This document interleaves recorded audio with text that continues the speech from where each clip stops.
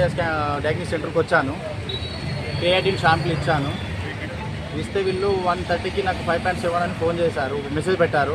Report పెడితే దాన్ని చూసిన వెంటనే నాకు కంగారు వచ్చేసి స్వెటింగ్స్ వచ్చి బీపీ రేజ్ అయింది.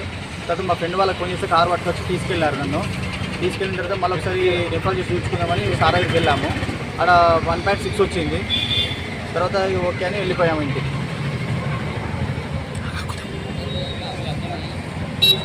వీళ్ళు రిపోర్ట్ తప్పొచ్చిందన్న కూడా మళ్ళీ తీసుకున్నారండి ప్లస్ 1 అవర్ తర్వాత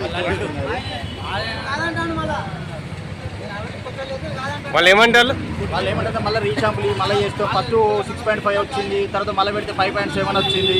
మళ్ళీ వాళ్ళు రీషాంపుల్ మీరేమైనా ఏం చేసిర్రో, మీరు ఏం వాడిర్రో అంటారు. వాస్తవాన్ని ఏ ట్రీట్మెంట్ చేసుకోలేదు, ఏ టాబ్లెట్ వాడట్లేదు, నాకు బీపీ లేదు, షుగర్ లేదు, ఏ ప్రాబ్లం లేదు. ఎంత ప్రాబ్లం